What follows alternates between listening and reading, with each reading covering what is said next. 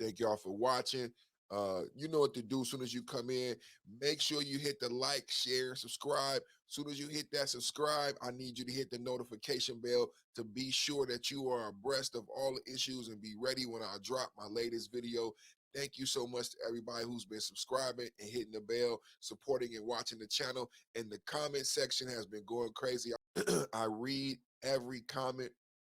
I respond to every single comment to show my gratitude.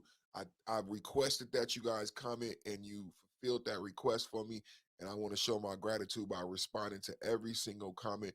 I'm going to do that as long as I can. And I want you guys to keep commenting. I'm going to keep interacting with you. Thank you so much for your support. Today, we're going to be talking about following the issue that we have been talking about before, and that is Fani. And two, if that is the case, how does she move forward effectively as the prosecutor of this case? So I think the last question is the key: what to do now. I think that there's no question that there's no prejudice to the defendants. The judge goes out of his way to say this has nothing to do. And that's your point, Joe, which is this has nothing to do with it. And that's what makes this so absolutely infuriating, because the judge, I think, is clearly saying, I'm not buying for 1 minute, or as I would say, 1 New York minute, the testimony that was given. So, hey, and Andrew, is saying, could I ask you to clarify for anybody that's watching this? Could you? So we're saying, I think correctly, that this lack of judgment, these terrible mistakes made by the DA, does not impact defendants. Give some examples of what are some of the things that would have required her disqualification. Sure. For instance, if she were having a relationship with a witness in the case, if she were having a relationship with the defense counsel on a case, those are things that would actually deal with the evidence. And the judge goes out of his way to say there's nothing about it, even if there were some financial gain to her. The idea that she's prolonging this case, and the judge goes out of his way to say prolonging, the state has been trying to get to trial. So he goes out of his way to say the defendants are not prejudiced in just one iota about this. But I think the key here is how to go forward, because clearly Wade is off. But I think that this is such a huge body blow, almost a fatal blow to Fani Willis. I think the way forward is she has to voluntarily recuse herself. I don't know that she has it in her, but I think she has to say, I'm going to appoint a chief assistant who's going to oversee this case. She clearly has no credibility with this judge, and these issues are going to be taken up. The judge invites these issues to be taken up by all sorts of other Georgia regulators, including the Georgia Assembly, the Fulton County Board of Commissioners, the State Ethics Commission. I mean, he lists that.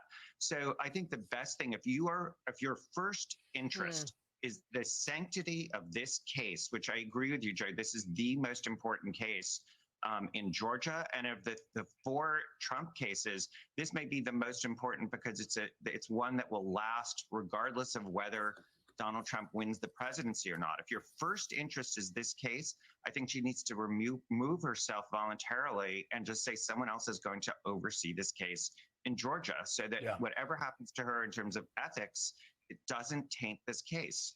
Pundits right here are saying she should remove herself.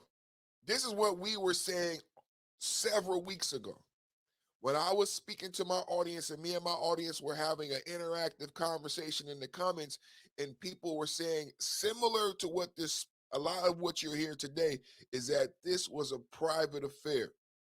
And what I said, and I went into explanation in my office, I saw it come up on the Daily Show when they talked about Clarence Thomas, is this code of ethics that exists at a certain level for certain jobs and certain criterias in this country. A doctor is one of them. A politician is another one.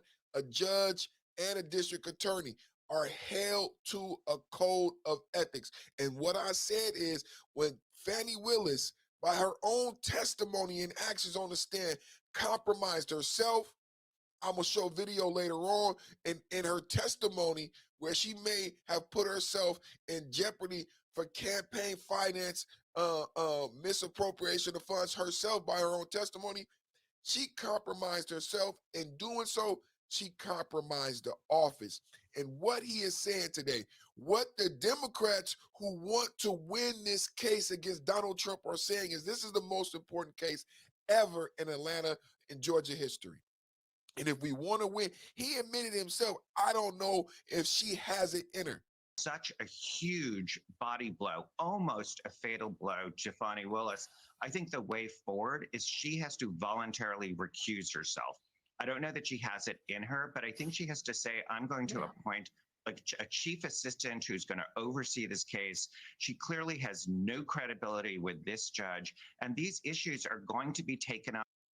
Wow. There's a debate back and forth in this video that we're going to watch. There's a pretty healthy, intelligent debate back and forth on both sides, which is why this is going to be so great for us, because there's so much to ascertain on both sides of the argument, because I understand from my comment section that everybody feels the same way about this issue. So I love this video because this is a very intelligent conversation from both sides. And both of these individuals agree on both, have things that they agree on, and then they have things that they disagree on. Just a very impressive conversation that I think my audience would benefit from. So let's take a listen and react to this.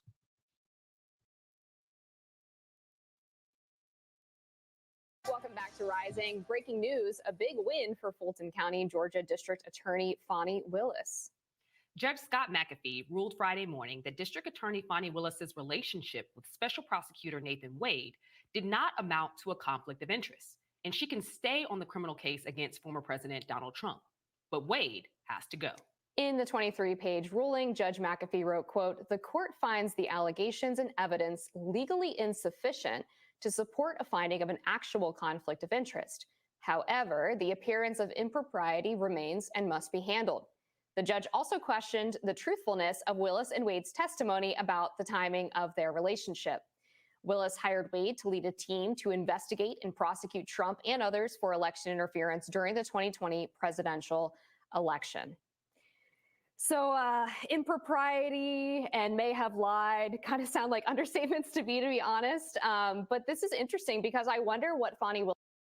So the judge in his response said he did not believe her testimony. That's very damning to her credibility, because like the judge is up for re-election, so is Fani Willis. And Fani Willis are facing campaign opponents because of this trial and the things that's taking place. Let's continue to listen and tell me your opinion as we go into the actual details of what the judge actually said.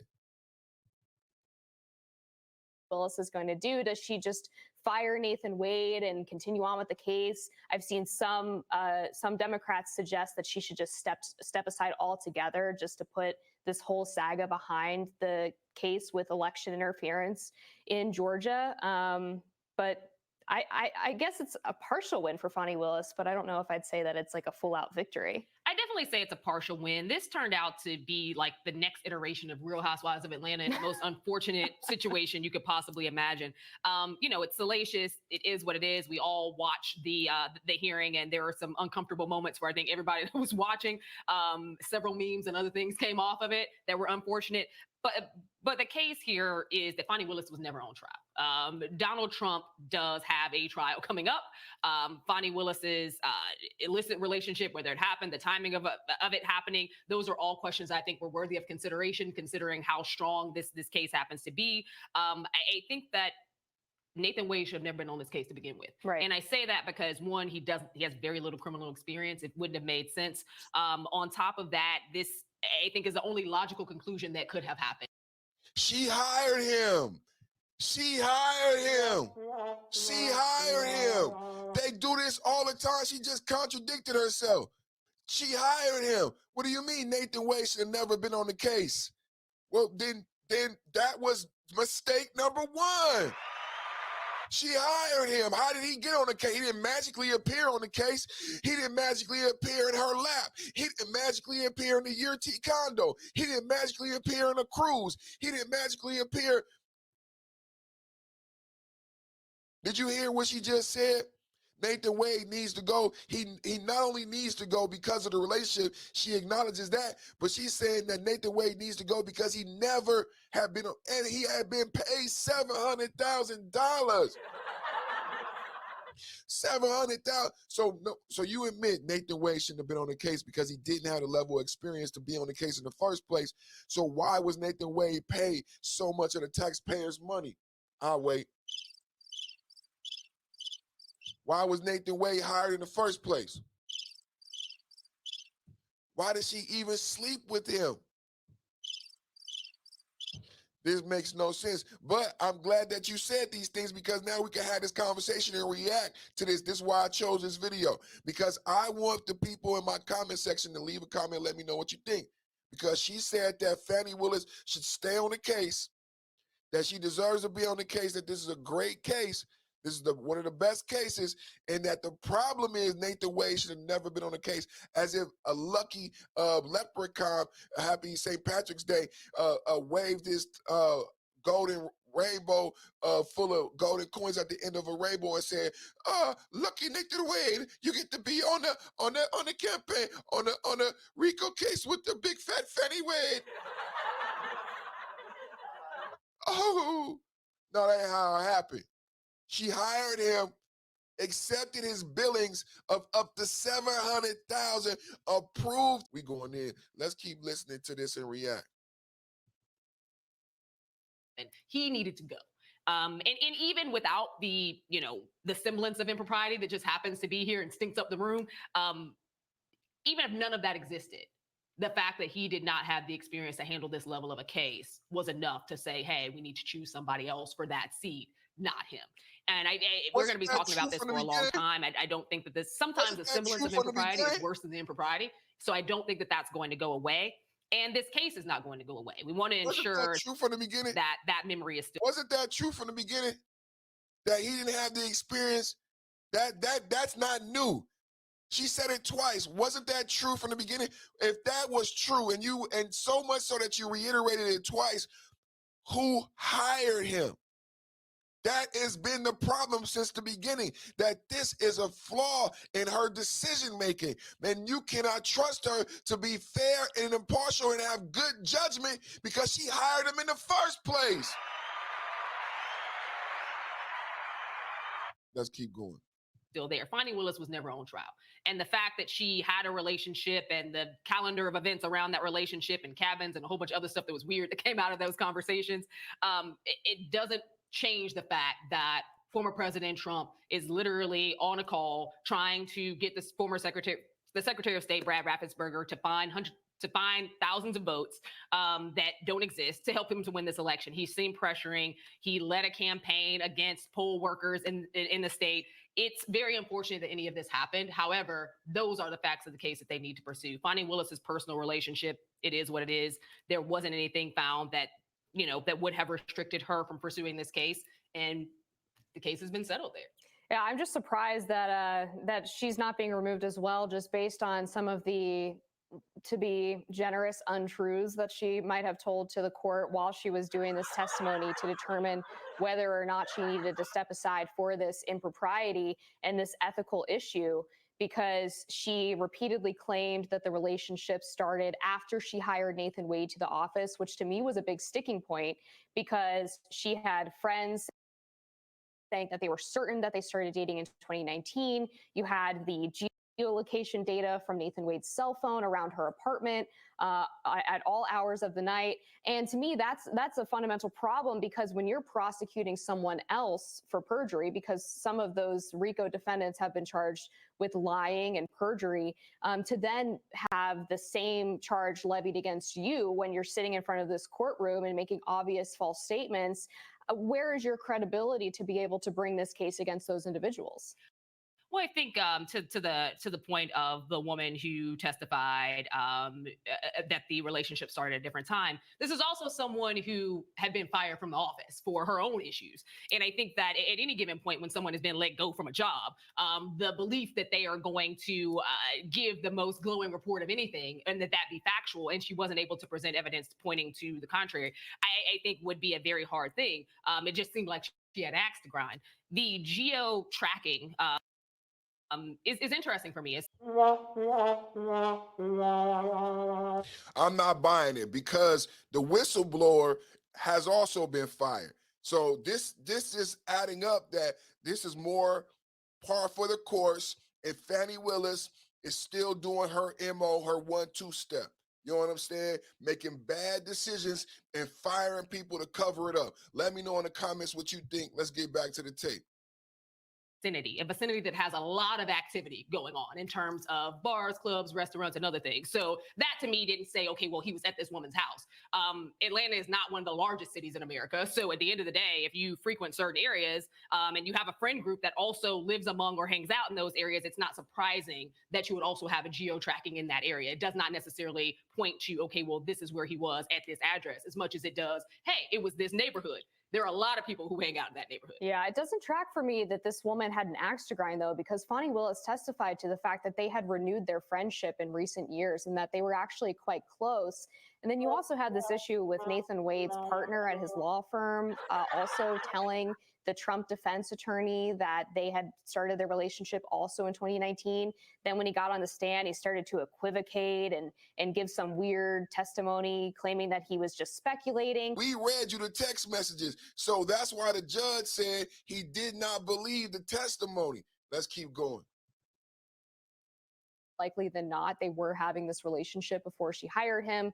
And then there was the fact that she tacitly admitted to campaign finance violations while she was on the stand, right? Because she was asked where she got the cash to pay back Nathan Wade, because conveniently she reimbursed him for all of these trips and thousands of dollars of cash that she had lying around. And her response was, well, I might have got it from my campaign and held on to it, which is illegal. Obviously, when you have campaign funds left over from a race, you either have to donate them to the party, you have to donate them to a charity, or you can save them for a future campaign. You can't use them to reimburse your boyfriend for trips. Georgia has a very high bar. Come on now. I told you this was a good little video right here. So we doing it big today on the Perfect Timing Podcast. We spilling all the information. Make sure you guys like, share, and subscribe. And we reacted to a great video. But wait, we not done. This other political commentary pundit and journalist has some great information also. So let's listen to the other side. When it comes to being able to prove these things. And I think that for lack of evidence in the majority of claims that were lauded against Fani Willis, that's why this failed the way it did. I do think, however, when it comes to campaign finance, we might not have heard the end of that one. This case in and of itself does not eradicate the state from further investigation of campaign finance, which may come up later. Again, that's not going to stop the ongoing trial for former President Trump. That's an entirely separate situation. However, I do think you bring up a very good point, because there could be in the coming months, the state look at Fani Willis more intrinsically when it comes to campaign finance regulations. And then again, that would be a separate situation, but that could, unravel a whole lot of things that didn't necessarily come up during this hearing. Yeah, I definitely don't think this is the end of things for Fani Willis. I mean, in addition to her testimony here on the relationship and the fact that she's now going to have to fire Nathan Wade, plus the potential campaign finance violations, she's also facing these whistleblower complaints in her office, where there are individuals who claim that she and members of her office were improperly accepting federal grant money and then misusing it for things that they were not supposed to spend it on, things it was not earmarked for. And then, according to some of the audio recordings we've heard, that the employees in the office brought these concerns to Fani Willis, and she acknowledged that they were real, but kind of dismissed them, and then conveniently fired the whistleblowers a month or so later. So I imagine that's going to continue to be investigated as well. And with all of this, you got the whistleblower about the grant. Y'all want to go add it up? Come on, let's talk about it. You got the whistleblower and the misappropriation of funds as it relates to a federal grant, right? You got the misappropriation of funds as it relates to campaign finance. You have the breach in the code of ethics as it relates to the affair with Nathan Wade. Allegations against Trump are true, whether or not you think this case is going to come down on his side or against his side, it's a distraction from the process. And that's the fundamental problem here, is if you're going to bring this massive RICO case where you accuse a former president of trying to steal an election, you better have all of your ducks in a row. Your stuff better be in order. And clearly it was not. Yeah, I think on a personal level, her stuff wasn't. When it comes to this case, though, I think that it's still very important to separate those things. Fani Willis has tried hundreds of RICO cases, and then the overwhelming majority has gotten convictions. You also have... I gotta disagree. And the reason I'm going to stop and disagree that all of her ducks were in a row when it came to this case, because we just reported in the last video that I'm going to link to this video that the same judge removed 6 of the RICO counts. Disagree. I'm going to disagree with what happened in her personal life doesn't affect the case, because it's obvious that it did. How is it obvious that it did? Because you admitted that Nathan Wade never should have been on the case. You right there answer your own question and criteria to her being ineffective and being unethical and being removed. You said in her private life did not affect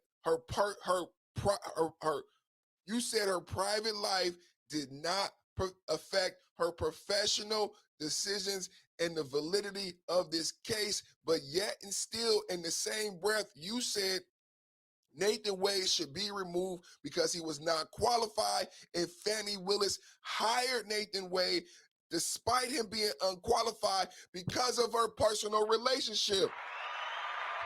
If she had no personal relationship with Nathan Wade, his unqualified tail would not have been hired, added to this brief, and paid $700,000. Now get this straight. She not only hired him, but she approved all of his billing hours up to $700,000 while he was hired, while he was not qualified, according to you, while he was working unqualified. She decided to have sex with him, which was not ethically prone and sound. She decided to have sex with him and spend the $700,000 and one billing 24 hours for a 24-hour period. We heard testimony of a bill for 24 hours in a 24-hour period, meaning that he worked every minute, every second of a day, and that's how he racked up $700,000 of the taxpayer money.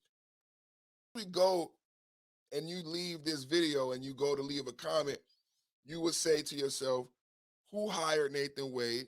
They bear some responsibility. And if you agree to that, you would say, who hired Fani Willis? She's appointed by the people. But you also might say, who is Fani Willis' boss? And what is the appropriate measures of Fani Willis' boss if she has one? Because that person, right, if there is, and we live in America, right, and then we have a system of checks and balances. Come on, people. Come on, people. If we live in America and we have a system of checks and balances, what is the check and balance on Fani Willis? I'm going to show you what has happened recently in a Republican state, which Georgia is, with a Republican governor, which Georgia has what happened in Florida. That did not happen in Georgia, and how I believe the Republican leadership of Georgia has gotten away and scapegoated this on Fani Willis, their responsibility, because if they believe, the Republicans believe that there is some type of alleged something going on against Trump, the Republicans in Georgia have been ineffective. The Republicans in Georgia have been sorry. And I'm going to show a comparison to the top Republican in Florida, and what he did when he had multiple district attorneys who we felt did not reach the level of a district attorney in the Republican state of Florida. Come on now. In Orlando, Florida, who was elected to her position, remains defiant after being suspended by Governor Ron DeSantis. She claims DeSantis is acting like a dictator. I am your duly elected state attorney for the 9th Judicial Circuit, and nothing done by a weak dictator can change that. This is an outrage. DeSantis removed Monique Worrell for what he calls neglect of duty. She faced criticism this week after 2 police officers were shot, allegedly by a man with a long criminal history who had been released on bond. Whether or not someone gets released on bond is in the discretion of the court. And bond is a right. Bond is a constitutional right. But the governor and the local police union cite other cases accusing Worrell of being soft on violent offenders. What this state attorney has done is abuse that discretion and has effectively nullified certain laws in the state of Florida. That breaches her duties that she owes to the people of Florida under our state constitution. Worrell, who was elected in 2020 with 66% of the vote, says crime is down. The Orlando police chief. Come on now. Come on now. I mean, these stories just keep intersecting. Now, Democrat elect, and what else is true? That Florida has some of the worst crime, the worst. She says crime is down. She's been lax on crime, and somebody she should have prosecuted ended up assaulting a police officer. One of the hardest jobs, somebody who sacrifices their livelihood to protect my family and yours. And a criminal, a multiple offender who should have been prosecuted is out free and free enough to assault a police officer. Ron DeSantis removed her from her job. I'm giving an example of what happened recently and what should have happened to Fani Willis.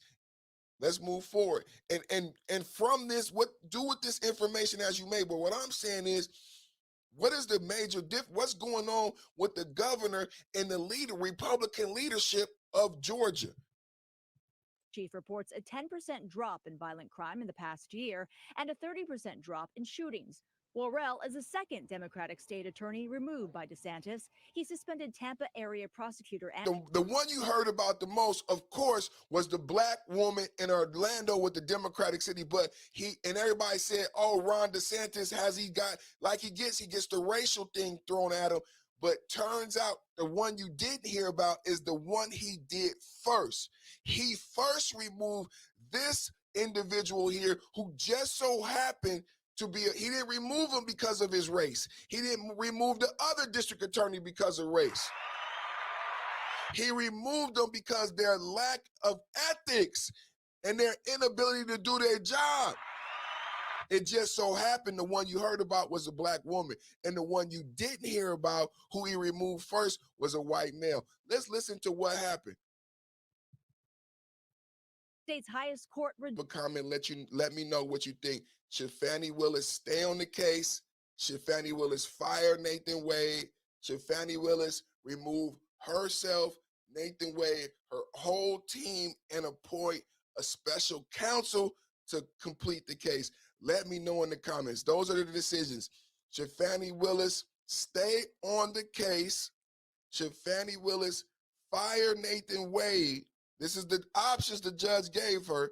Or should Fani Willis remove her and Nathan Wade, both, including her whole team, and point a brand new team, start a brand new ball game? Y'all let me know in the comments what you think, and thank y'all for watching.